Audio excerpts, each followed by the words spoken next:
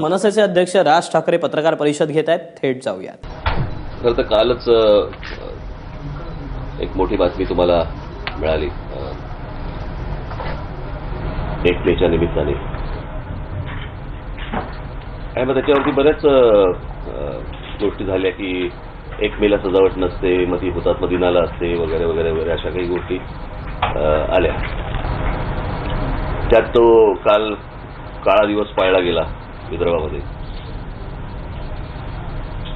आणि या सगळ्या पार्श्वभूमीवरती मी काल म्हटलं त्याप्रमाणे आणेपिणे हे सगळे भाजपने पुढे केलेले मोहरे आहेत त्यांचे, आणि याच्यावरती अनेकदा मुख्यमंत्र्यांना प्रश्न विचारले गेले की तुमचा स्वतंत्र विदर्भाला पाठिंबा आहे का, तुमचं काय म्हणणं आहे. आणि या सगळ्या प्रश्नांवरती ते सतत टाळाटाळीची उत्तरं म्हणजे टाळाटाळ करतायत, उत्तर देत नाहीयेत. माणसं पुढे करणं, दुसऱ्यांकरवी बोलवून घेणं आणि पाठवून त्यांना पाठिंबा देत राहणं, या सगळ्या गोष्टीला हे भाजप आणि संघाचं हे त्यांचेच उद्योग आहेत हे सगळे. पण आपण एक मला असं वाटतं मुद्द्यावरती येऊ. त्यातला एक पहिला मुद्दा म्हणजे 1 मेला सजावट नसते. मी गेले अनेक वर्ष तिथे 1 मेला हुतात्म्यांना वंदन करायला जातो, आणि मी जातो की नाही जातो तर मला असं वाटतं त्याच्यावरती उद्या शंका घेतील की 1 मेला जातो की नाही, तर मला असं वाटतं माझ्याकडे पोलीस यंत्रणा आहे, त्यांना विचारू शकतो मी 1 मेला जातो, कारण हल्ली कशाही वरती शंका घेतात. आणि मी ते म्हणू देत, पण मी 1 मेला तिथे ज्या वेळेला आजपर्यंत मी गेलेलो आहे तिथे त्यावेळेला तिथे हुतात्मा स्मारकाची सजावट मी प्रत्येक वेळेला पाहिलेली आहे. आपणही लोकांनी सगळ्यांनी पाहिली. त्याही बाबतीत सरकार म्हणून, मुख्यमंत्री म्हणून, इतर सगळेच, शिवसेना तर त्याच्यावरती काही बोलायला तयार नाही या सगळ्या गोष्टींवरती. म्हणजे झालेल्या गोष्टीबद्दल दिलगिरी नाही, माफी नाही, काहीच नाही. आणि मग सजावट असते की नसते, मग मी जरा थोडासा विचारपूस केली, आणि त्या विचारपूस केल्यानंतर मला 2010 का 2011चा मला हा 1 मेचा फोटो सापडला. हा 1 मेचा फोटो आहे, आणि या 1 मेच्या या फोटोमध्ये माझ्याबरोबर, आता ते नाही आहेत आमच्यात आज बरोबर इथे, बरोबर म्हणजे आपल्यात नाही आहेत ते, म्हणजे अतुल सरपोतदार देखील या फोटोमध्ये दिसत आहेत तुम्हाला. हा 1 मेचा फोटो आहे, आणि तुम्हाला याच्यातनं दिसत असेल की सगळ्या ठिकाणी सजावट झालेली दिसते तुम्हाला. त्याच्यामुळे पहिला प्रूफ क्रमांक 1. त्याच्याबद्दल खरं तर त्यांनी माफी मागायला पाहिजे दोन्ही पक्षांनी. राज्य सरकार म्हणते ती महानगरपालिकेची जबाबदारी, महानगरपालिका म्हणते राज्य सरकारची जबाबदारी. दोन्ही ठिकाणी शिवसेना आणि भारतीय जनता पक्ष सत्तेमध्ये. कोणीतरी एकाने कामचुकारपणा केलेलाच आहे, दुर्लक्ष केलेलंच आहे, भाजपकडनं अपेक्षाच नाही. पण सतत 105 हुतात्म्यांचं नावं सांगत राहायची, आणि हुतात्मा स्मारकाचं तिथे तुम्ही रोषणाई नाही, काही तिथे फुलं नाहीत, काही नाही. मला असं वाटतं शिवसेनेने माफी मागितली पाहिजे या विषयावरती, पण तेही नाही. आणि कोणी विचारतही नाही तुमच्यापैकी कोणी त्यांना जाऊन. काल कुठचा मी कार्यक्रम बघत होतो तिकडे, पण बोलायला पण नाही आले त्या डिबेटला, त्यांच्यापैकी प्रतिनिधीही नाही, कोणी समोरही येत नाहीत. विषय क्रमांक 2, स्वतंत्र विदर्भाला मुख्यमंत्र्यांचा पाठिंबा आहे की नाहीये. काल माझ्याकडे एक फोटो आला, एक फोटोग्राफ आला.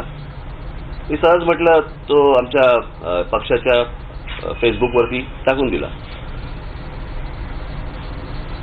नंतर म्हटलं हा व्हायरल वगैरे हे सगळं ठीक आहे, पण मला असं वाटतं की हा तुमच्या मार्फत, टेलिव्हिजन मीडियाच्या मार्फत, तसंच वर्तमानपत्रांच्या मार्फत मला असं वाटतं हे लोकांपर्यंत ही गोष्ट पोहोचणं गरजेचं आहे की हे किती ढोंगी आहेत, त्यांना करायचंय काय, करतायत काय, स्पष्टपणे बोलत नाहीये. आणि त्याचा देखील पुरावा माझ्याकडे आला. 2013चा हा फोटो आहे.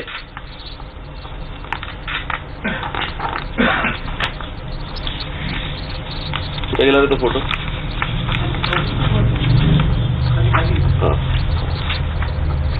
2013चा हा फोटो आहे. हा देवेंद्र फडणवीसांच्या फेसबुकवरचा फोटो आहे. आणि मागे लिहिलेलं आहे जनमताचा जनमंच कौल जनमताचा स्वतंत्र विदर्भ राज्य, आणि त्याचं मतदान घेतलं गेलं होतं आणि तिथे मतदान करताना देवेंद्र फडणवीस आहे. हा मतदान करतानाचा फोटो आहे.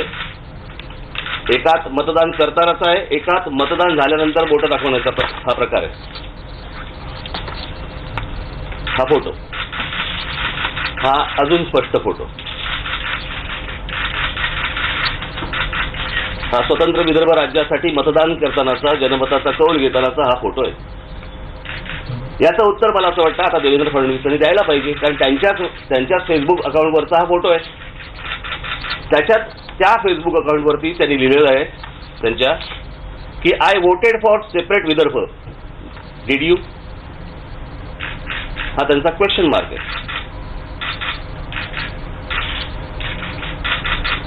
मला असं वाटतं आता हे मागोंची गरज नाही आणि फुटाण्याची गरज नाही आहे. मला असं वाटतं की हा आता देवेंद्र फडणवीसांनी या प्रश्नाचं किंवा या फोटोचं उत्तर द्यावं. आणि हा त्यांच्या फेसबुकवरचा फोटो आहे, त्यांनीच टाकलेला आहे. तुम्हाला जर निरखून बघायचं असेल तर निरखून बघू शकता.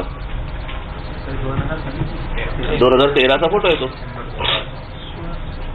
मग जर विदर्भ राज्यासाठी म्हणून तुम्ही मतदान करता आहात तर या देवेंद्र फडणवीसांना महाराष्ट्राच्या मुख्यमंत्री पदावरती राहण्याचा अधिकार आहे का? त्यांना तात्काळ काढून टाकलं पाहिजे.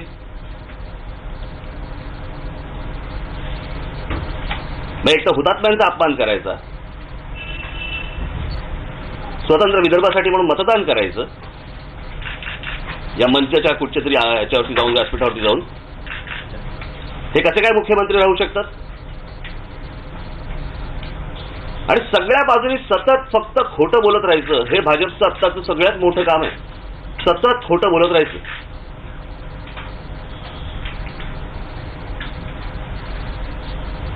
मुख्यमंत्र्यांनी याच्यावरती राजीनामाच द्यायला पाहिजे.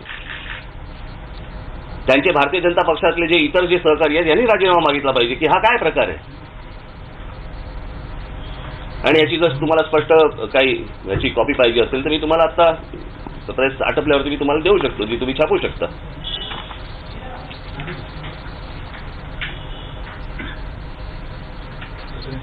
मुद्दा क्रमांक 3, मध्यंतरी गुढीपाडव्याच्या दिवशी ज्यावेळेला महाराष्ट्र नवनिर्माण सेनेची आमची जी जाहीर सभा झाली त्या जाहीर सभेमध्ये मी त्यांनीच जाहीर केलेलं, त्यांच्या बजेटच्या वेळेला मुनगंटीवारांच्या भाषणामध्ये जाहीर केलेला 33,000 विहिरींचा विषय. त्या 33,000 विहिरींचा विषय मी ज्यावेळेला काढला त्यावेळेला त्याच्यावरती देवेंद्र फडणवीसांचं उत्तर आलेलं आहे. मुख्यमंत्र्यांचं उत्तर आहे की आम्ही नुसतं बोलत नाही तर करून दाखवतो. आजपर्यंत शेतकऱ्यांसाठी जे काही काम केलंय त्याचा रेकॉर्ड असून तो नाव पत्त्यासह देण्यासाठी तयार आहे, असं सांगत मुख्यमंत्री देवेंद्र फडणवीस यांनी मनसे अध्यक्ष राज ठाकरे यांना प्रति आव्हान दिलंय. ही IBN लोकमतची बातमी आहे. सगळ्याच ठिकाणी आली होती, माझ्या हातात ही सापडली म्हणून. हे त्यांचं उत्तर आहे. बरोबर आहे की आमच्याकडे नाव पत्त्यासह सगळ्या 33,000 विहिरी आहेत. मुनगंटीवारांचं भाषण आहे 18 मार्चचं.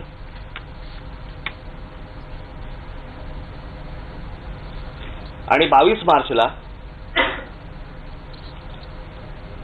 RTIच्या अंडर, RTI बोलतो ना आपण त्याला, त्याच्या अंडर मुख्यमंत्र्यांच्या कार्यालयामध्ये पत्र गेलेलं आहे. ते पत्र आहे 22/3/2016.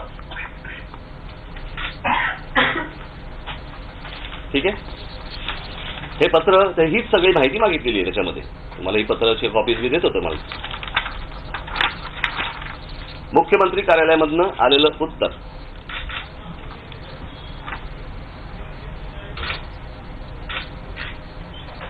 उपरोक्त विषयाकरिता अर्जातील माहिती जलसंधारण विभागाशी संबंधित असल्याने आपला अर्ज माहिती अधिकारी अधिनियम 2005च्या कलम 6(3) अन्वये जलसंधारण विभागाकडे पाठवण्यात येत आहे. तरी अधिक माहितीसाठी संबंधित विभागाच्या जनमाहिती अधिकाऱ्यांशी संपर्क साधावा. म्हणजे आमच्याकडे नाही, म्हणजे मुख्यमंत्री विभागाकडे ह्याची माहिती नाही. बरोबर आहे. मुख्यमंत्री कार्यालयाकडे या गोष्टींची माहिती नाही. जलसंधारण विभागाला पत्र पाठवलेलं आहे 12/4/2016, म्हणजे 12 एप्रिलला. ह्याच्या पत्राची परत आल्यानंतर जलसंधारण विभागाने त्यांनी दिलेलं आहे. उपरोक्त माहिती अधिकार अर्जात आपण मागितलेली माहिती या विभागाशी संबंधित नसून नियोजन रोजगार हमी योजना विभागाशी संबंधित आहे. आमच्याकडे माहिती नाही. तिसरं पत्र पाठवलंय 18/4/2016 यांचं पत्र आल्यानंतर. ते आहे नियोजन विभाग वगैरे. त्यातलं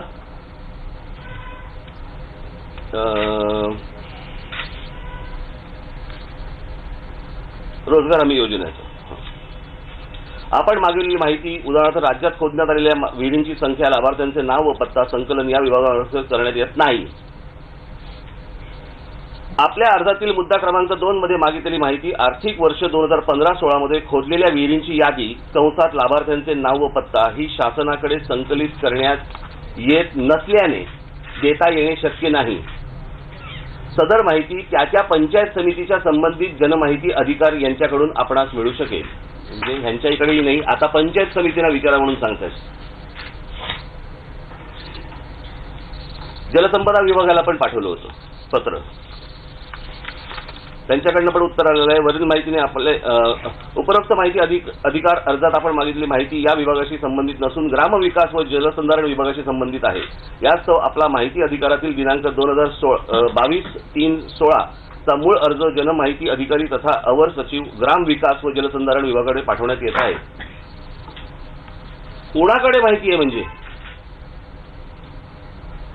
मग मुख्यमंत्री कुठच्या हिमतीने बोलतायत, ते कुठच्या अधिकारात बोलतायत की राज ठाकरेंना आम्ही माहिती द्यायला तयार आहोत म्हणून? जर तुमच्या कुठच्याच डिपार्टमेंटकडे ही जर माहिती नाहीये, आणि मला असं वाटतं आता काही वर्तमानपत्रांनी खास करून लोकमतने वगैरे आता त्याच्यावरती तर केवढा मोठा रिपोर्ट केला की अनेक ठिकाणी विहिरी ह्या 33,000 जे बोलतायत ह्या सगळ्या विहिरी पेपरवरती आहेत, कागदावरती आहेत, कुठेही खोदलेल्या नाहीत. ज्या खोदल्या गेल्या तिकडे फक्त खड्डे खोदले गेलेत, आणि ज्या जुन्या विहिरी आहेत त्या जुन्या विहिरींना फक्त बांध घातले गेलेले आहेत. सगळा पैसा जवळपास 400, 450 का 500 कोटी रुपये खर्च झाला, का 750 कोटी रुपये खर्च झाला त्या सगळ्या गोष्टीला. हे सगळे कंत्राटदारांच्या खिशात पैसे गेले. मग मी जे काल बोललो की मग या काँग्रेसवाले आणि या सगळ्या लोकांमध्ये आणि भाजपवाले आणि शिवसेनामध्ये ह्यांच्यामध्ये फरक तो काय? तेही पैसे खात होते असल्याच गोष्टींमधनं, हेही पैसे खात आहेत.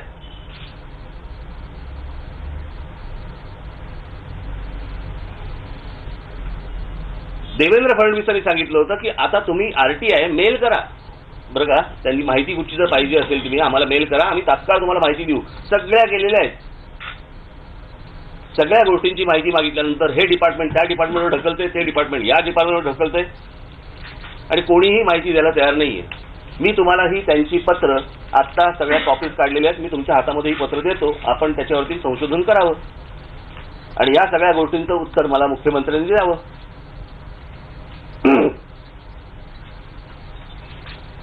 किती भंपकपणा करायचा, याला काही मर्यादा? मी आता आपल्याला एक विषय म्हणून सांगतो. मध्यंतरी मी कोकणाच्या दौऱ्यावरती होतो आणि कोकणाच्या दौऱ्यावरती गेलो असताना मी तिथे रत्नागिरीला मी एक दिवस थांबलो होतो, रत्नागिरी चिपळूणला. त्या व्यक्तीची मी तुम्हाला भेट पण करून देऊ शकतो. फक्त ते छोटे उद्योग करणारे लोक आहेत, छोटा उद्योग करणारे लोक आहेत. हे ज्या वेळेला इथे काय ते मेक इन इंडिया होतं ना, या मेक इन इंडियाच्या वेळेला राज्यभरातनं अनेक लोकांना, कोणी बोलायला तयार नाहीये त्याच्यावरती, राज्यभरातनं अनेक कलेक्टर्सना सांगून हे छोटे उद्योग करणाऱ्या लोकांना धरून आणले, अर्ज करायला सांगितले की तुम्हाला परदेशी गुंतवणूक तुम्हाला मिळणार आहे, तुम्हाला पैसे मिळणार आहे, सो तुम्हाला किती पैसे पाहिजेत त्याचा अर्ज करा वगैरे वगैरे. तिथे दोन उद्योग छोटे करणारी माणसं आहेत, त्यातल्या एकाने 2 कोटी रुपये मागितले, त्याचा MOU बनवला 200 कोटी रुपयाचा. एक तिथे भंगाराचं काम करणारा माणूस आहे, त्याने 6 कोटी रुपयाचं पैसे मागितले की मला 6 कोटी रुपये मिळतील, म्हणजे सगळ्यांना इथे बोलवलं होतं.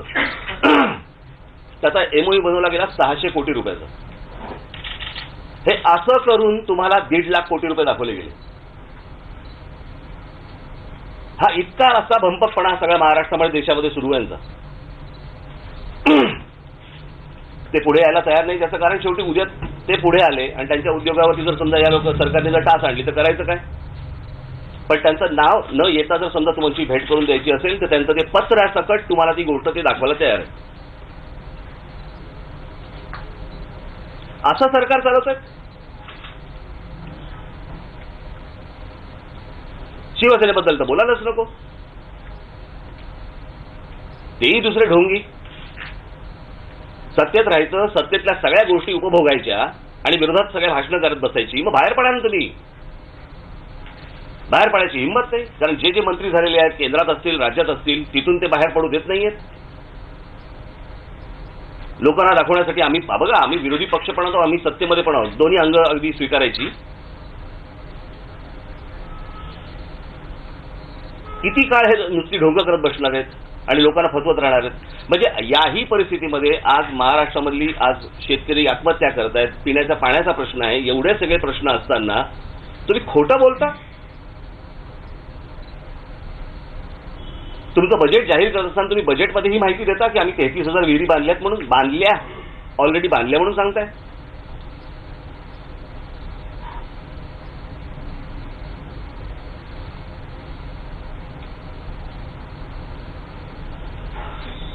आणि ह्याला काही नाही. हे जे आता हे जो विदर्भाचा विषय जे करतायत ना, हा विदर्भाचा नुसता विषय नाहीये. आता बघा, विदर्भावरून ते मराठवाड्यावरती शिरतायत आणि ह्यांचा फायनल एम हा महाराष्ट्रापासून मुंबई स्वतंत्र करण्याचा ह्यांचा डाव आहे.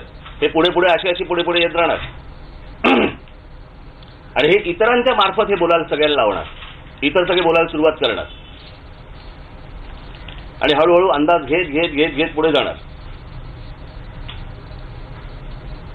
म्हणजे ही मुंबई सगळी मराठी माणसापासून, महाराष्ट्रापासून तोडण्याचं हे सगळं अख्खं षडयंत्र, सगळं अख्खी रचना सगळी ही नागपुराचीच आहे.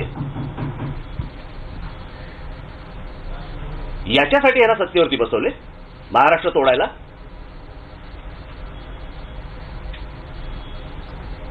आणि मी विधानसभेच्या वेळेला मी सांगत होतो, माझ्या भाषणामध्ये, माझी आजही भाषणं आहेत, रेकॉर्डवरती आहेत ती, त्याच्या वेळेला पण मी सांगत होतो की हे जे राष्ट्रीय पक्ष जे स्वतःला समजतात यांना कुठच्याही राज्याबद्दल कुठेही आपुलकी नसते. कुठच्याही राज्याबद्दल, कुठच्याही माणसांबद्दल नसते, कशाही बद्दल नसते. बस तोडा.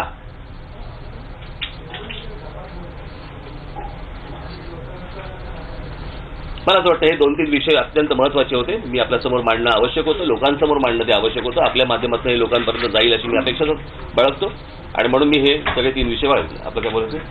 महानगरपालिकेचा एक विषय आहे रस्ते रोड, त्यामध्ये FIR रजिस्टर करण्यात आली आहे, पण दोन्ही पक्ष भाजप आणि शिवसेना कोणी बाहेर आणलं यावर त्यांचं भांडण सुरू आहे. जो प्रकार तिथे मंत्रालयात चालू आहे ना की शिवसेना जे तिकडे करते हे इथे महानगरपालिकेमध्ये भाजप तेच करते. हे पैसे खाताना एकत्र असतात.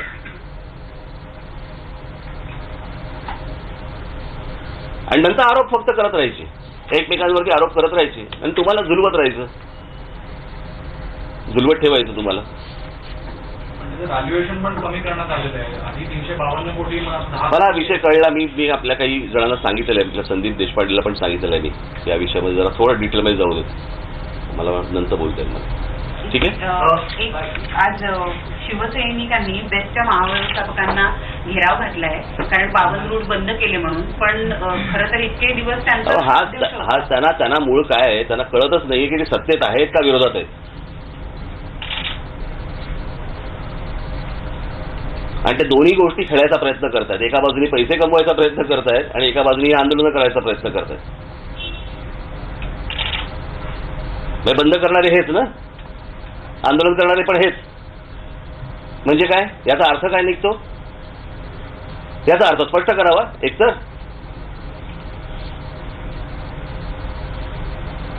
हे कोणी बंद केले रूट, कोण बंद करणार आहे, हेच सत्तेतले शिवसेना भाजप. त्याच्याबद्दल आंदोलन पण हेच करणार. म्हणजे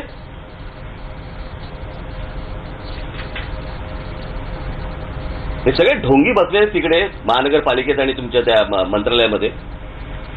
सत्ता सोडता येत नाही ना, पैशाची कामं अडकली की आंदोलन करतात. हा काय नाही सर, एक मुद्दा असा होता की अखंड महाराष्ट्रावर सध्या खूप राजकारण होतं आहे.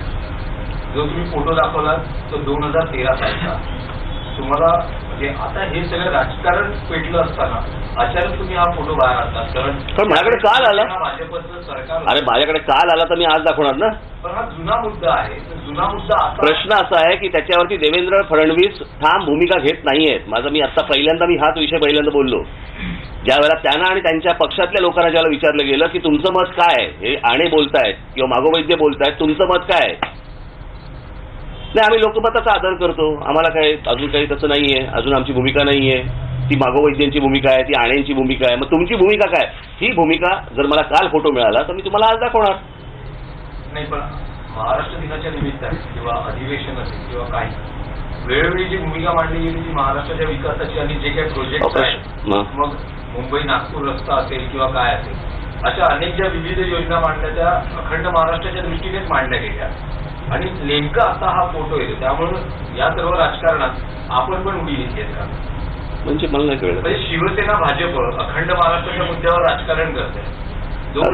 माझी सभा ऐकली नाही का त्या दिवशी. शिवसेनेचा काय संबंध आहे तो अखंड महाराष्ट्राचा. अरे असेल तर त्यांनी तोडावं ना तिकडे युती. ती तरी हिंमत आहे का. त्यांचं राजकारण त्यांच्यापाशी. एकीकडे शिवसेना अखंड महाराष्ट्र म्हणते, एकीकडे भाजप वेगळं ठरवून मतदारांची विभागणी आणि असं फायद्याचे करतात. अर्थातच ना, म्हणजे ही सगळी डोंगा सुरू आहे त्यांची दोघांची. जेवढा राग आहे तर सत्तेत बाहेर पडा ना. म्हणजे ह्यांना सत्तेत देखील किंमत नाही. ते विदर्भाबद्दल बोलतायत, त्याच्याबद्दल ह्यांना राग म्हणताय, स्वतःला म्हणवतायत आणि तरी आज बसलेत. हे सगळे प्रश्न जे तुम्ही मला विचारताय ना, एकदा त्यांना विचारा ना. ते तर समोर येतच नाही तुमच्या. नाही, या विषयावर शिवसेनेने प्रश्न विचारले गेले. शिवसेनेचं म्हणणं आहे की अनेक वर्षांनंतर काँग्रेस एनसीपीचं सरकार गेलेलं आहे. अरे वा रे वा, काही हिंदुत्व किंवा वा रे वा वा वा. ती लेबल लावा आता तुम्ही, ती नवीन लेबल लावा आणि तुम्ही ऐकून घ्या.